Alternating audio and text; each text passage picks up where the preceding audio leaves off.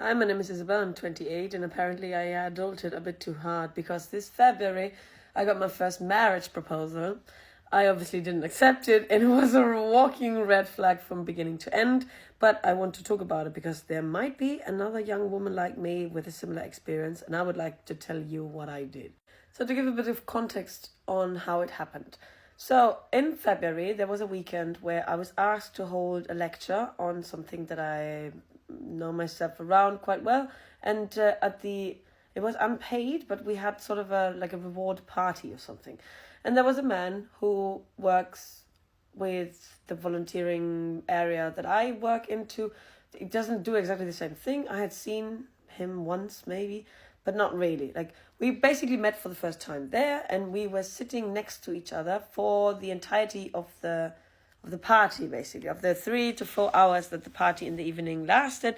We made some music, we had some conversations, and he had a very low, deep voice, which I found attractive. Yes, he was nice. We had good conversations. He was fun.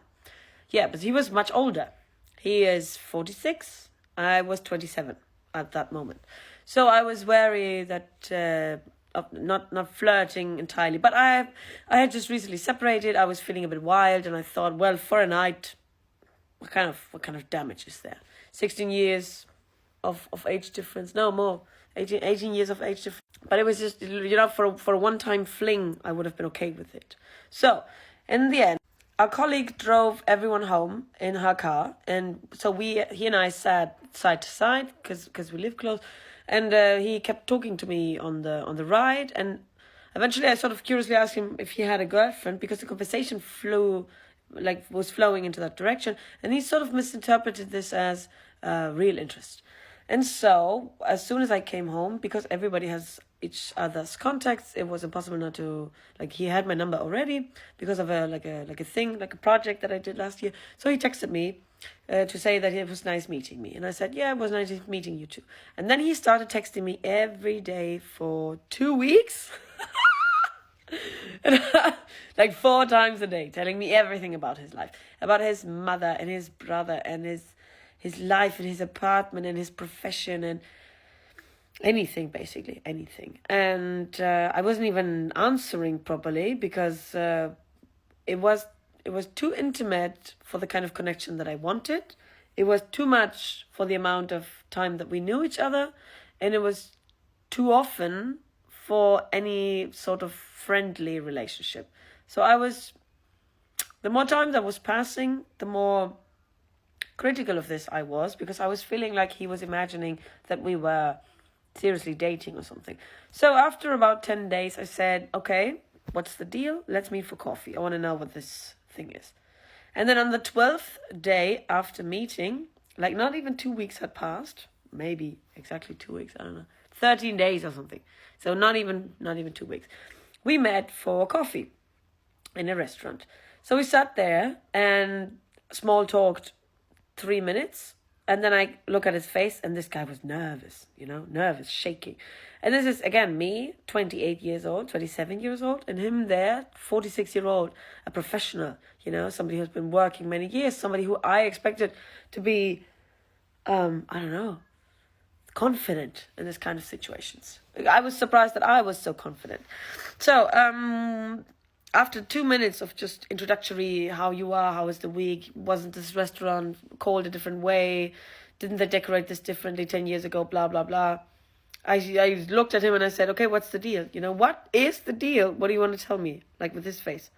And he looks at me and smiles and goes, and then puts his hands on the table like this. And he goes, Isabel, I want to be the man in your life. I want to be the rock in the currents. I want to be the stone that you can hold on to when life gets hard. I want to be the one. I want you to continue studying, and I want you to get your degree, and I want to keep your back free financially, and I want to live with you in my boat, in my apartment, and I want to be a father to your kid, and I want to meet your kid, and I want to be everything for you. And mind you, he was telling me this, and I was sitting on the chair like that, crossed arms, complete shock.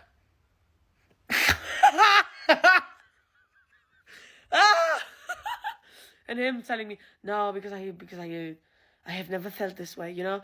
Until 2 weeks ago, I didn't even know if I wanted children. And now I want to be a father for your son. You know, everything. He swore his love right there, like a knight, you know? The only thing he was missing was a sword and a horse. Not that I don't appreciate when a man does this, swear his love, say, I want to be the man for you. But the thing is that if you swear this to a 18 years younger woman who is 20 years old, just separated with a small kid you have never met, and you have never really talked to her outside of one party, and after 12 days, you say, this is the love of my life, I need to marry you. And he was saying things like, I can definitely imagine having children now. I want to settle down with you. A man who, after the age of 35, has not made a decision over whether he wants children or not, is to me a man that should stay without children. Because 46 is not an age where you can randomly take decisions on wanting children or not. This is 2 years too old. This is 12 years too old. This is 100 years too old. Yeah, and so then we had a walk in the park because I was so shocked. But I mean, I still found him nice. I was so curious to see what the fuck, you know, where does this come from? How does this happen? So then we had a walk in the park, and I asked him how long his latest relationship was, and his longest relationship was, how long ago it was, how young his youngest girlfriend was, and he responded to me that his longest relationship in his life, this man is 46, was 9 months. And I'm 28, and I have had multiple relationships that lasted years. My last relationship was 3 and something years. The one before that, 2 and something years. The one before that, 1.5 years. You know, years. And this man has not managed to date somebody longer than, you know, that's shorter than pregnancy, basically. And then he said that his youngest girlfriend was 18 and still in school when he was 42. And that's sort of where I lost. I can't record anymore because my phone keeps deleting the only lesson to learn is don't date these men.